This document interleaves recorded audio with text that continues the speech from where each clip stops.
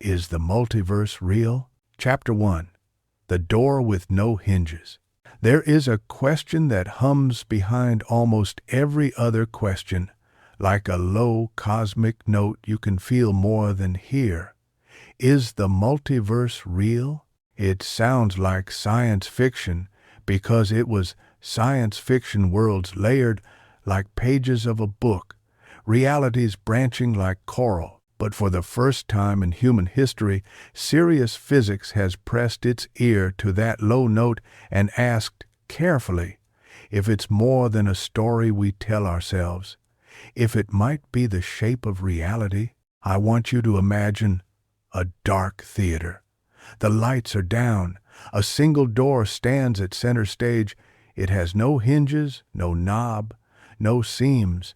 The narrator, me, tells you there's a way through, a way to step from our universe into a wider hall of worlds.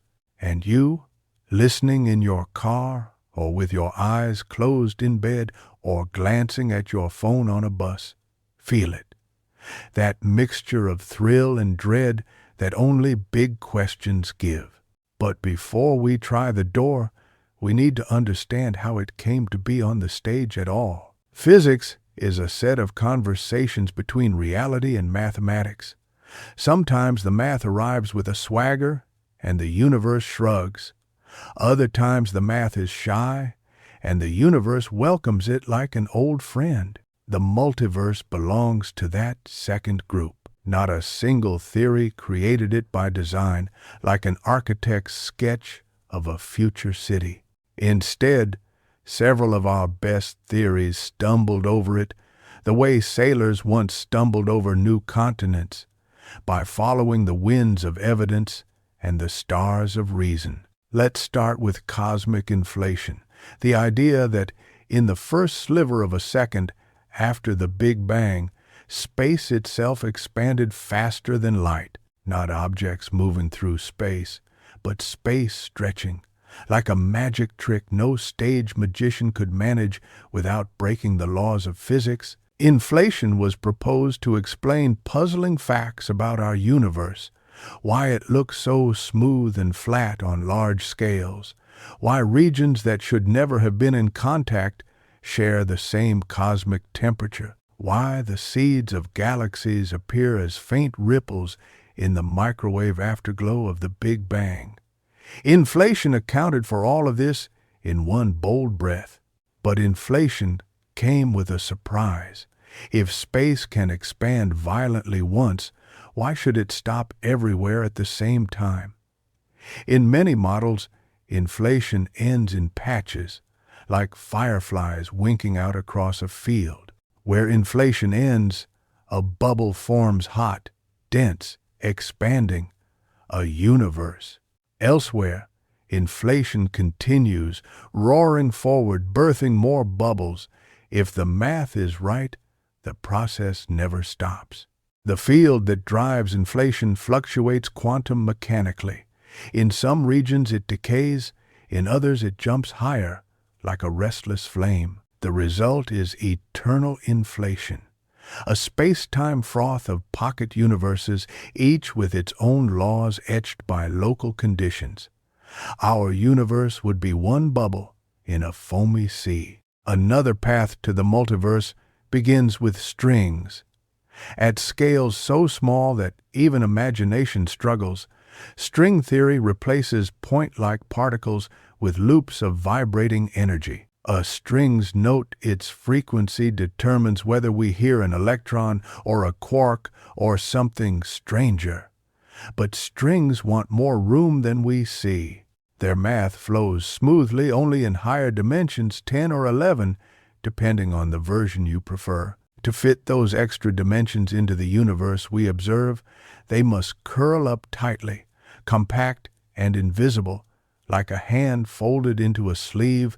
There are nearly limitless ways to fold them, each fold changing the effective laws of physics in the wide three-dimensional stage we call reality. One folded shape gives one balance of forces, another shape gives another. Multiply that freedom by the freedom in the fluxes, electric and magnetic-like fields threading those tiny dimensions, and you get a landscape of possible low-energy universes, different particle masses, different constants, different cosmic destinies.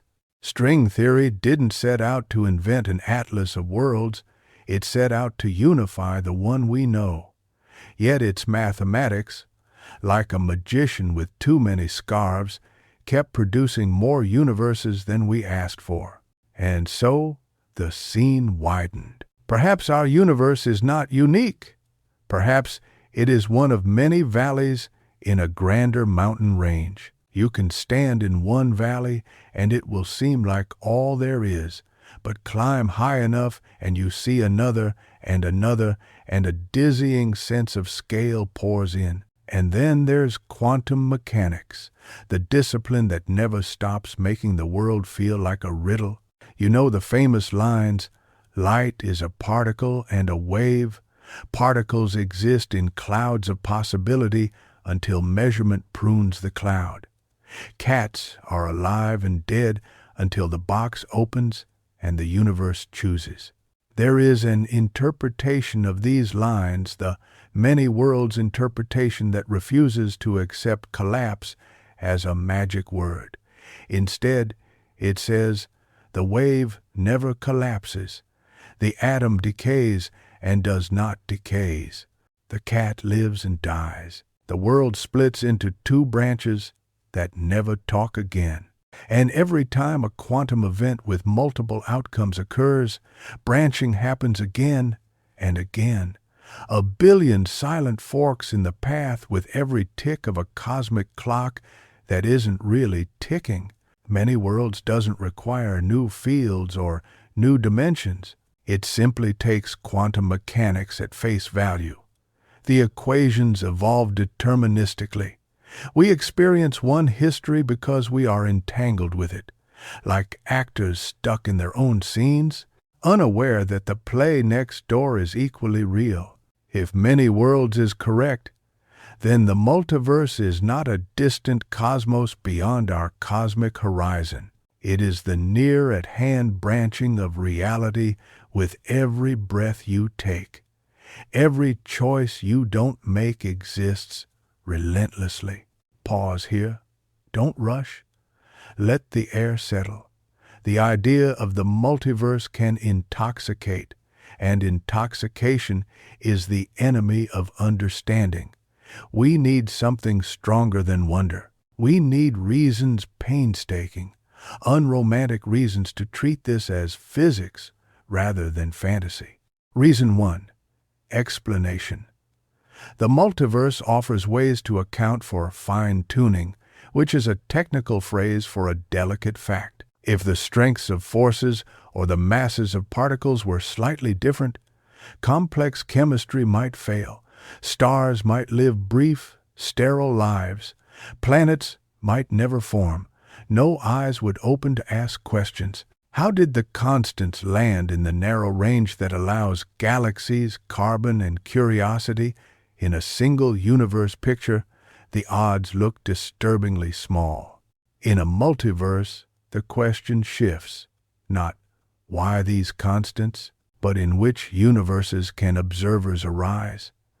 If there are countless universes with different settings, we should not be surprised to find ourselves in one of the rare neighborhoods where life is possible.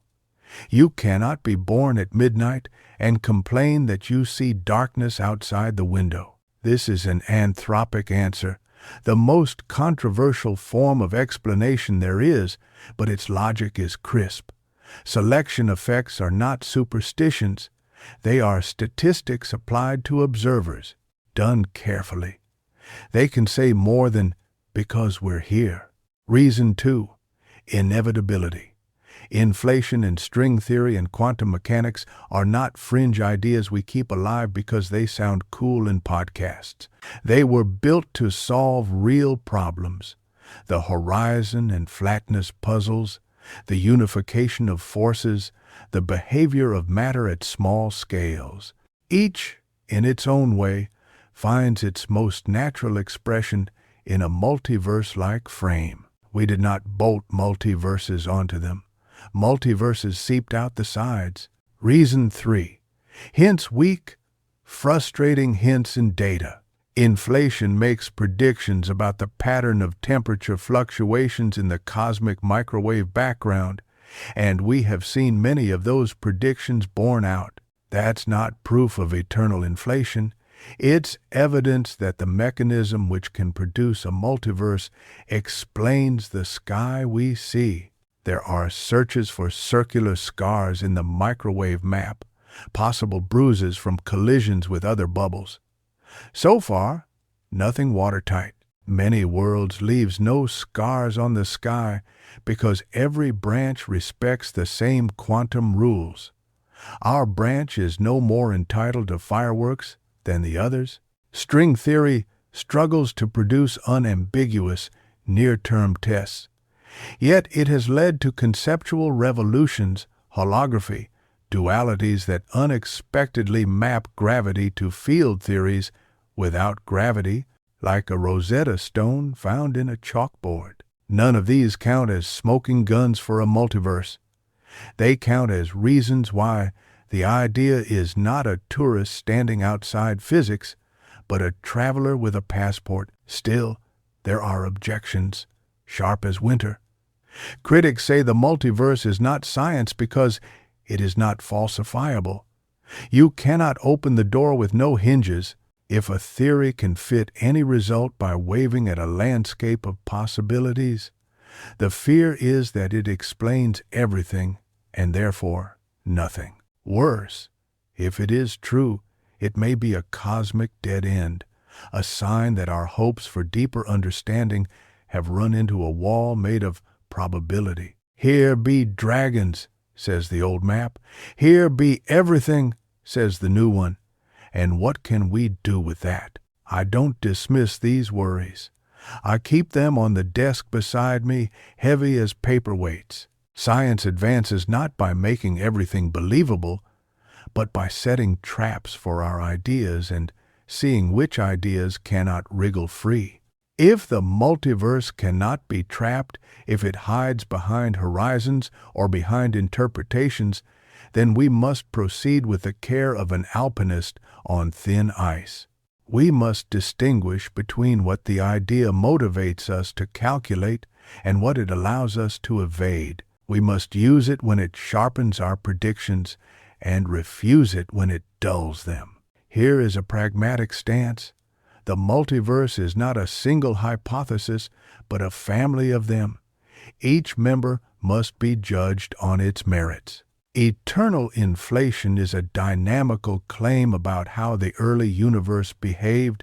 It makes predictions about the large-scale structure of space-time, and some of those predictions may still leave imprints we can seek. Particular kinds of non-Gaussianities in the cosmic background, bubble collision signatures, primordial gravitational waves with specific spectra. Many worlds is an interpretational claim about quantum mechanics. It offers a clean, collapse-free picture at the price of populating reality with countless branches. It does not add new equations. It removes an ad hoc rule. If you value economy of dynamical laws over parsimony of worlds, you will love it. If you value ontological thrift, fewer things in the inventory of existence, you will shiver. The string landscape is a structural claim about a theory's space of solutions. It predicts not a number, but a distribution. That's a subtle business. Comparing distributions to one observed universe demands mathematical care and a measure over the landscape that does not self-destruct with paradoxes. This is not hopeless. It is hard. Hard is the price of big questions. There's a human reason we resist the multiverse, too. Uniqueness is flattering. If our universe is the only one, then everything that happened here, our history, our art, our grief, our strange triumphs, is cosmically singular. A multiverse pushes against that perfect loneliness. It suggests we may be one local expression of a much larger grammar. To some, that feels like theft. To me, it feels like a difficult gift. Non-uniqueness need not abolish meaning. A sunflower is not diminished by the existence of a field, but I promise to be real, not rhapsodic. So let's tighten the lens from poetry to the sober craft of inquiry. How would we ever know if the multiverse is real? First, by necessary entailment. If a theory that we can test implies a multiverse, then confirming the testable parts lifts the multiverse from fantasy to plausible corollary. This is how we accept black holes. We didn't watch matter cross the event horizon.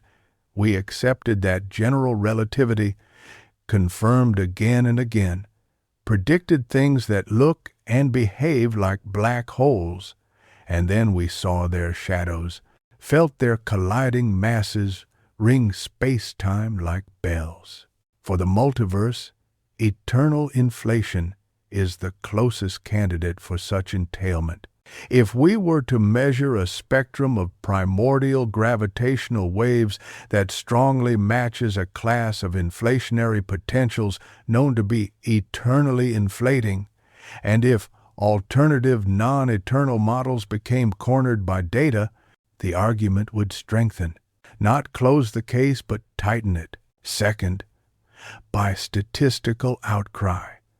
If we can build a credible measure across a landscape of possibilities, and that measure predicts that most observers should see certain features, say, a cosmological constant roughly like ours, or a particular hierarchy of particle masses, and if those features were otherwise bizarrely improbable, then the multiverse would not be a shrug. It would be an explanation hiding in plain sight. Anthropic reasoning is a slippery staircase. Climb it with shoes made of caution, but it can elevate our understanding when other stairways end in blank walls. Third, by conceptual economy. If a multiverse interpretation removes arbitrary rules and replaces them with one clean set of dynamics, we may accept it the way we accept heliocentrism over epicycles. Many worlds lives here. It says, stop adding collapse. Let the equation speak. Is that a prediction? Not in the usual sense, but science has always balanced prediction with coherence. The best theories are not only accurate, they are unstrained. Let me give you a parable. Imagine you are reading a novel. In Chapter 1, a detective finds a footprint beneath a window. In Chapter 2, a witness hears a voice at midnight. In Chapter 3, a note slips under a door. The author could explain each clue with new characters you never see again. A gardener here, a passing drunk there, a child with a prank. Or the author could reveal, in Chapter 10, that one perpetrator wove through all three scenes. The second story feels better, not because it is kinder or more dramatic, but because it is tighter. The multiverse, depending on the version, can be the tight story. One dynamical principle, many outcomes. One wave function, many branches. One theory, many solutions. The alternative ad hoc collapse. Uniquely tuned constants, inflation that stops everywhere at once, can feel like the parade of gardeners and drunks. Yet parables can flatter what they describe. Reality is not obliged to be narratively satisfying. Reality is obliged to be itself. The door on our stage may never open. We may spend decades mapping its outline, knocking in different places, constructing better microphones to hear what's on the other side, and still we might know the multiverse only in silhouette. That is not failure. That is what it means to approach the edge of understanding. The coastline is jagged, the fog never fully lifts. Before we end this first chapter, I want to bring the question home, not to philosophy's hearth, where meaning and identity warm their hands, though we will go there, but to the kitchen table, where science, policy, and experiment design sit with their coffee and argue. Should we fund searches that might reveal signatures of bubble collisions in the cosmic background? Should we develop quantum experiments that stress our interpretations, perhaps by testing the limits of unitarity in increasingly macroscopic systems? Should we take landscape statistics seriously enough to tie them to particle physics, to the hierarchy problems that haunt us? Each should bears a price measured in time, money, and intellectual attention. The multiverse is not just a dreamy noun, it is a program with line items. Here is my position as your guide for the next hour of your life. The multiverse deserves attention proportionate to the number of first-rate theories that imply it and the number of concrete questions it helps us pose. Not more, not less.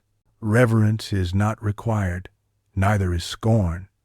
Curiosity is compulsory, and yet it is hard to deny the existential undertow. If the multiverse is real, then the most humbling sentence in human language, "We are not the center," acquires a new clause, and our universe is not the whole. We have lived through demotions before. Earth from center to planet, our sun from God to star, our galaxy from universe to island among billions. Each demotion left us smaller but more connected. Each time, the widening view gave us tools, not just chills. The multiverse, if true, would not make us less. It would make reality more. A last image before the lights rise. You, a listener in a universe that may be one bubble in a boiling sea, breathing air that was cooked in stars that were kindled by fluctuations born of quantum jitters in an inflating space-time. You are an effect of a cause that might be one among uncountable causes, and yet you are also a cause now, sending vibrations into other minds as you share what you've learned, deciding what to build and what to seek. You are not merely an observer of a possible multiverse. You are part of one branch, writing its story. In Chapter 2, we will push closer to the door. We'll look at the biggest criticisms and the smartest defenses. We'll ask what detection might look like if detection is even the right word. We'll walk along the thin ridge between physics and metaphysics, careful not to slide into either valley without ropes, and we'll end, I promise, with a clear answer, not a slogan, not a shrug, but a map of what real can mean for a universe and for a multiverse. For now, keep the image. A door with no hinges, a stage with a single object on it, and the low note humming beneath your thoughts. The question waits. The light over the door flickers. We are almost brave enough to try it. Chapter 2. The Map and the Door. Some doors don't open with handles. Some open with definitions. We have reached the point where the word real needs its own screwdriver. When we ask, is the multiverse real? We're really asking three nested questions. First, is it entailed?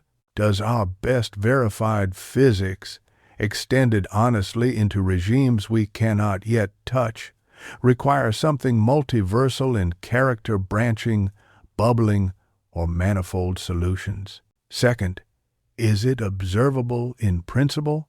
Even if we cannot run the decisive experiment today, do there exist observations or consistency checks that could, in the long arc of inquiry, push the probability rail toward yes or no? Third, is it fruitful? Does believing in a multiverse help us predict, unify, or reduce the number of arbitrary patches in our understanding? Fruitfulness is not a synonym for truth, but it is often the trail truth leaves behind. We'll take them in that order, while keeping a hand on the banister of skepticism, entailment, when equations whisper more. Think back to the three paths from Chapter 1: eternal inflation, the string landscape, and the many worlds interpretation. Each makes a different kind of claim about multiplicity. Eternal inflation proposes a dynamical mechanism in the early universe that, under broad conditions, never ends globally, even as it ends locally. Picture yeast in warm water. Bubbles form in many places, but the dough keeps rising overall. In most inflationary models, quantum fluctuations of the field driving inflation, the inflaton, sometimes push it up the hill of its potential rather than down. That local upward nudge increases the expansion rate and delays the end of inflation in that region. The result? An eternally self-reproducing space-time that sprouts pocket universes without number. What is entailed here? If a measured spectrum of primordial gravitational waves pointed squarely to a class of inflaton potentials known to go eternal, entailment would tighten. If, conversely, observations cornered inflation into models that cannot be eternal, entailment would loosen. Either way, the concept is not decorative philosophy glued onto physics. It grows from the dynamics themselves. The string landscape is more architectural than dynamical. You take a unifying framework, strings vibrating in 10 or 11 dimensions, and ask how its extra dimensions can be curled up. The count of consistent compactifications isn't a handful, it is mind-bendingly large. Each compactification, threaded by different fluxes, yields a different low-energy effective universe with different constants, particle spectra, and symmetry breakings. Entailment here isn't the multiverse must exist, but rather this theory's natural solution space is plural. If string theory is correct, and if it has no additional principle that singles out one compactification, a cosmic census office with a favorite neighborhood, then some form of multiverse follows as the default reading of its mathematics. Many worlds operates on a different floor. It is not a new equation, but a new honesty about equations we already trust. The unitary evolution of the quantum wave function, if taken literally, never collapses. Decoherence explains why branches do not interfere in practice, why cats in different fates stop talking to each other. The entailment claim is, if you refuse to add collapse by fiat, branching follows. Skeptics counter that other interpretations, objective collapse models, hidden variables, relational frameworks can keep the universe singular, or at least avoid a profligate branching ontology while reproducing the same laboratory outcomes. Entailment here is a debate shaped like Occam's razor. Is it simpler to add a collapse rule to save one world, or simpler to keep pure unitary dynamics and accept many? Hold those three in one hand, then add a fourth: cosmic modesty.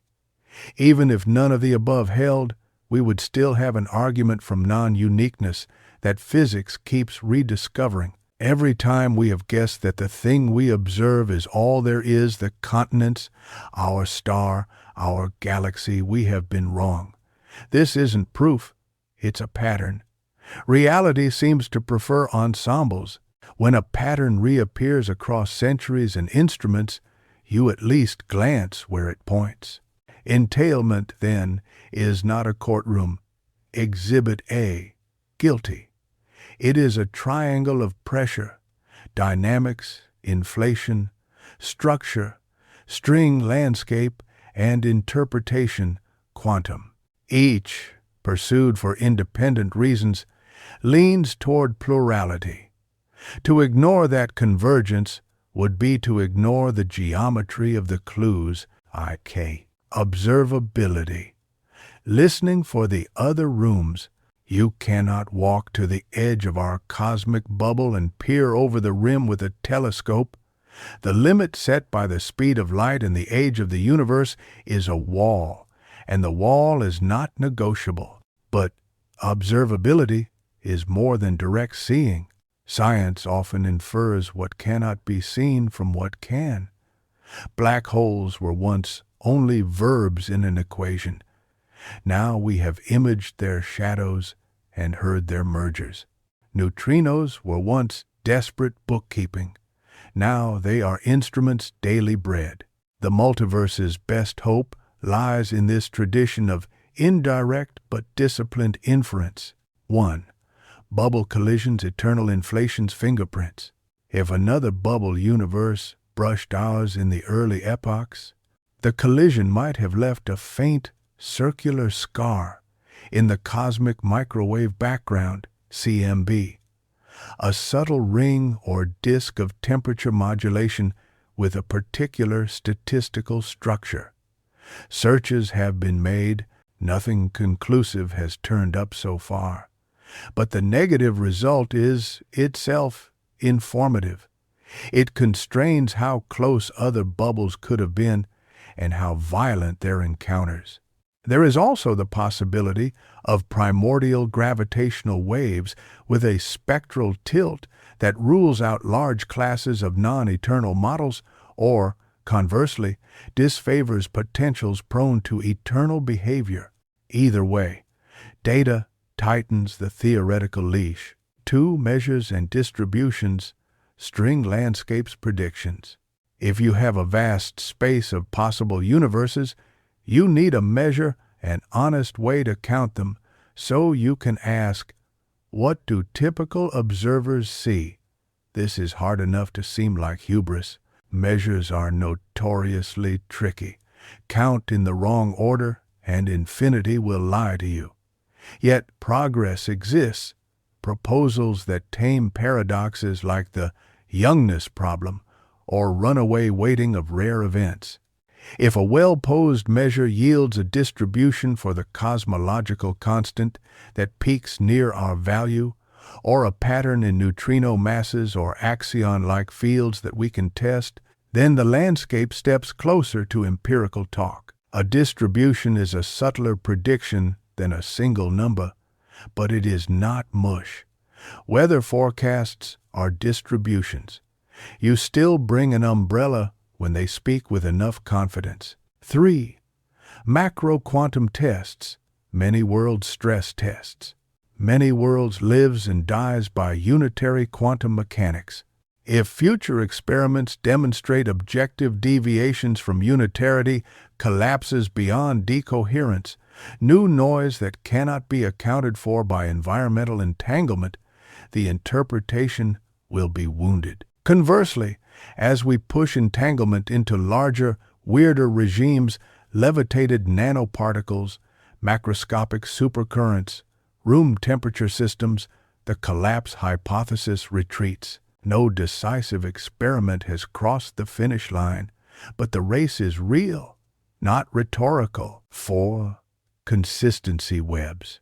Sometimes we test a grand claim by testing every one of its consequences except the one we can't reach. This is how we test general relativity in regions of space-time where we will never go. If inflation, quantum field theory in curved space-time, and high-energy unification all keep winning their battles elsewhere, the corollaries they drag behind them become less fanciful. The multiverse, as a corollary, rides that same caravan. The honest summary: there is no single experiment on the calendar that will switch a neon sign labeled multiverse to on, but there are multiple roads by which multiverse proposals can be strengthened, constrained, or, in the happiest outcome for clarity, cornered into forms that either fit neatly or fall apart. 3. Fruitfulness. Less magic, more map. You can evaluate an idea by how much unnecessary magic it removes. Fine-tuning without hand-waving. The cosmological constant, the energy density of empty space, appears absurdly small compared to naive quantum estimates. Why that number? In a single universe picture, the answer looks, at best, like future genius or, at worst, like because. In an ensemble picture with a credible measure, it can look like selection. Most observers arise in bubbles where 2 large values suppress galaxy formation. 2 small values lead to early recollapse or other sterile outcomes. The observed value then sits not at a mystery's summit, but near a statistical ridge. This is not a license to be lazy. It is a program. Compute the distribution, compare with observation, be brave enough to be wrong. Unification without epicycles. Many worlds cuts away the ad hoc collapse rule. Whether or not you like the multiplicative ontology, you must admit the dynamical simplicity. One universal wave function, no exceptions. String theory's landscape, although sprawling, replaces a patchwork of unrelated constants with geometry in higher dimensions. If done right, geometry is less magical than coincidence. New questions. The multiverse forces physicists to articulate what they mean by prediction in an ensemble reality. Do we predict the mean of a distribution, the mode, the typical observer's observation, the typical baryon's environment? Do we weight by galaxies, by entropy production, by conscious observers, a terrifyingly thorny category, by pocket universes? Wrestling with those questions is not a detour from science. It is an upgrade to our statistical philosophy. Clarity here will improve cosmology, even if the multiverse turns out to be a mirage. Fruitfulness sometimes looks like sandpaper. IV. The critic's best case, and why it matters. A good theory should fear an excellent critic. So let's give the critic the floor. Critic. The multiverse is unfalsifiable. Anything you observe can be said to happen somewhere in the ensemble. You have smuggled in a blank check excuse for any outcome. That's not physics. That's metaphysics with better fonts. Reply. If the multiverse were invoked post hoc to excuse every surprise, the critic would be right. But that's not the only way to use it. The disciplined use of a multiverse yields probabilistic predictions distributions with teeth. When the distribution says a value should be overwhelmingly likely and you find yourself spectacularly far out on the tail, you do not wave and say, somewhere. You revise the measure or the theory. The multiverse is not a get-out-of-jail-free card. It's a different kind of jail whose bars are statistics. Critic. Measures over infinite sets are ill-defined and ambiguous. You can make them say whatever you want by rearranging how you count. Reply. True in general. Deadly if ignored. Survivable if confronted. Measure problems are not unique to cosmology. Probabilities in eternal processes, radioactive decay chains, population genetics with unlimited generations also require careful regulation in cosmology. Proposals that regulate by time slicing, by causal diamonds, or by world-line sampling aim to extract robust, cut-off, independent statements. Some fail, some survive. The fact that this is hard is not an argument that it is impossible. It is an argument for humility and for clear flags labeled assumption. Critic. Many worlds multiplies entities beyond necessity. Worlds by the Googleplex? That's metaphysical obesity. Reply. Occam's razor is about simplicity of laws, not economy of outcomes. A rule that says apply Schrodinger's equation always is, by any engineering metric, simpler than apply it, except when a measurement poorly defined occurs, at which point add a stochastic, non-unitary collapse. If the price of dynamical simplicity is ontological abundance, Occam's razor may prefer to pay it. You can still dissent. The razor cuts in the hand of the one who holds it. But do not mistake your aesthetic for necessity. Critic. Nothing outside our horizon is observable, even in principle. End of story. And 8a. Reply. Replace horizon with event horizon of a black hole, and the critique would have stopped us in 1972 from imagining the information paradox or Hawking radiation. Both turned out to be engines of insight that reshaped multiple fields. Physics routinely studies what lies beyond direct reach through consistency, dualities, and thought experiments disciplined by math. Sometimes the horizon is a moat, sometimes it's a mirror. We must figure out which. In all cases, the critic performs a service, sharpening the standards. The multiverse must submit to those standards or confess itself a mood, not a model. B. A walkthrough of realness. Let's break real into 5 senses and see where the multiverse stands in each. Structural realness. Does the idea emerge naturally from theories that already work? Status. Strong. Inflation fits the CMB and large-scale structure. String theory unearths a landscape. Quantum mechanics is undefeated. None of these prove multiverses, but they generate them without begging. Predictive realness. Does it give numbers or distributions we can confront with data? Status. Developing.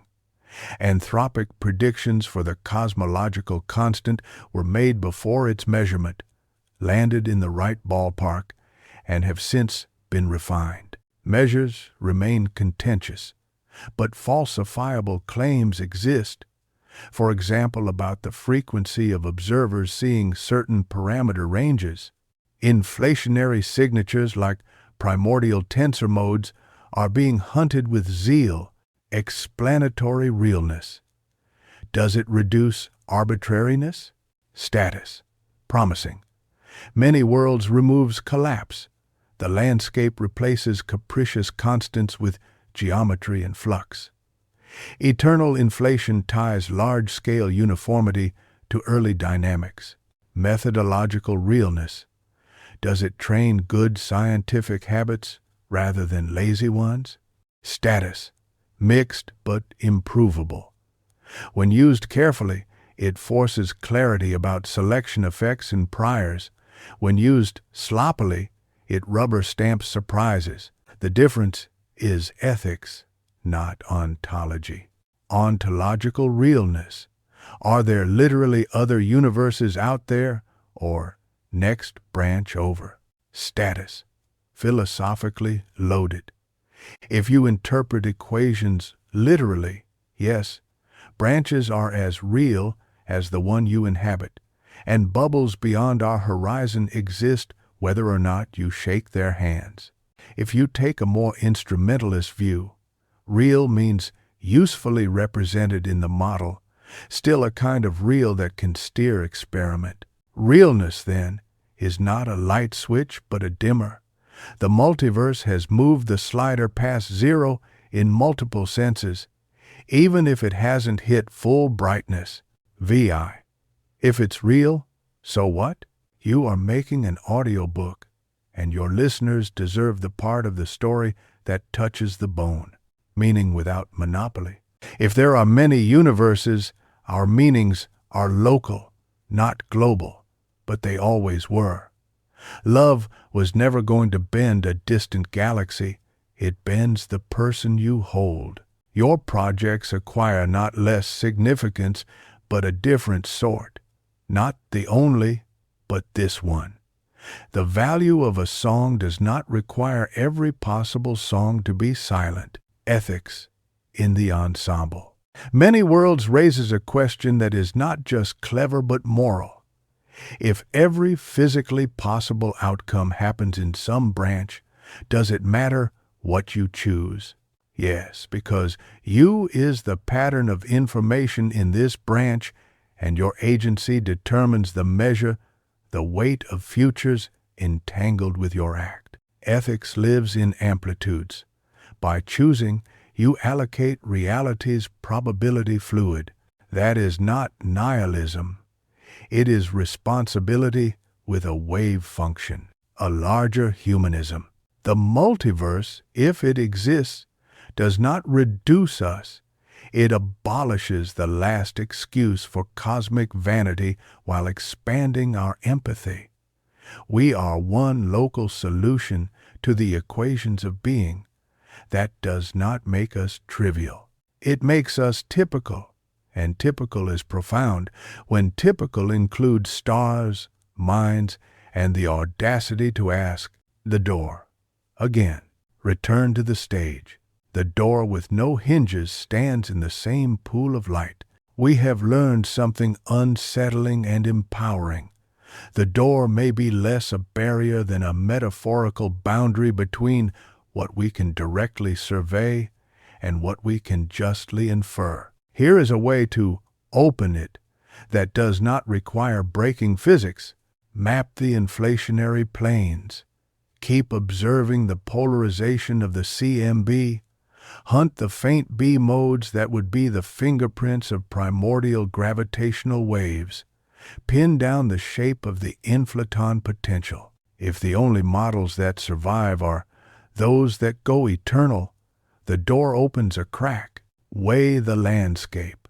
Develop rigorous measures over string vacua tied to consistent compactifications. Extract testable distributions, not just for the cosmological constant, but for dimensionless ratios, mass hierarchies, and the possible existence and properties of ultralight fields. If those distributions make correct, risky bets, the door opens another inch. Stress the wave function. Build experiments that push decoherence to its limits. If unitary quantum mechanics remains immaculate under pressure as system size and complexity grow, many worlds gains credibility by elimination of alternatives. If objective collapse shows its face, the multiverse narrows by the same token. Cross-checks and no-go theorems. Prove theorems that say, under these well-motivated assumptions, a single universe picture requires conspiratorial fine-tuning of initial conditions far beyond what we consider palatable. Or prove theorems that say the reverse. Either way, we move the door by mathematics. This is not a promise of triumph. It is a promise of work, noble work, the kind that leaves your hands dirty and your notebooks full. 8. A straight answer. You have the right to ask for a sentence that doesn't dodge. Is the multiverse real? Answer. Part 1. Physics. It is a serious possibility, not a fairy tale that emerges naturally from inflationary cosmology, from the solution space of candidate unification theories in my gratis fanbia, and from a strict reading of quantum mechanics. We lack a smoking gun, but we possess multiple legitimate paths to evidence, constraint, and, this matters, potential refutation of particular multiverse mechanisms. In that empirical sense, the multiverse is provisionally real. Real enough to guide experiments, to structure models, and to discipline our explanations, though not yet real. In the way electrons or gravitational waves are real things, we have both calculated and caught. Answer. Part 2. Philosophy of Science. If you demand that real must mean directly observable, you will say no. If you allow that real can mean indispensable to our best testable theory's coherence, you will say, maybe leaning yes. Most of physics lives in that second clause: fields we never see, symmetries we infer, manifolds we navigate with math. Reality is a crowded concept. Answer. Part 3. Human. Whether or not other universes exist, the disciplined pursuit of the question makes this universe more legible. The multiverse is real as a research program that changes what we build and how we think. It is real as a mirror held to our desire for uniqueness. It is real as a rehearsal for humility. And it may be real as geography we shall never visit and yet can still map from the faintest of tides along our shore. If that sounds like a verdict with edges, good. Finality is not our business. Honesty is IX. Coda, the cartographer's promise. A long time ago, long at least, in the brief patience of a species that measures with hearts and harvests, a small group of humans drew a coastline they had never walked. They did it by listening to wind patterns, watching birds, studying driftwood, and believing the geometry of the world more than the rumor of it. When the ships finally went, the coast was there. Not exactly as drawn. Better in some places, worse in others, but there. We are those humans again. We have listened to the hiss of ancient light and felt the tremor of space-time as black holes kiss. We have watched the wave function separate possibilities like a careful dealer fanning cards. We have seen mathematics do the one thing it does when it's on to something. Refuse to stop at the exact place our intuition does. The coastline we have traced the edge where this universe meets a possibility of more was not sketched for comfort. It was sketched because the winds blew that way. If you leave this book with one image, let it be this: a hand on a door that might be, in the strictest sense, unopenable, and a resolve not to kick it in, but to study the frame, the grain of the wood, the way the light leaks around it, and the floorboards that lead to it from every direction. To a carpenter, that attention is not romance, it is craft. To a scientist, it is the same. The door with no hinges remains. The low note hums.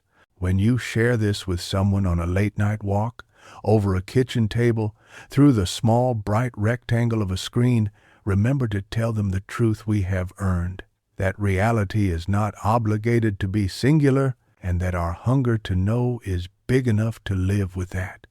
Tell them that whether the multiverse is a house with 1,000 rooms or a trick of our angle of view, we will keep building better microphones for the hum.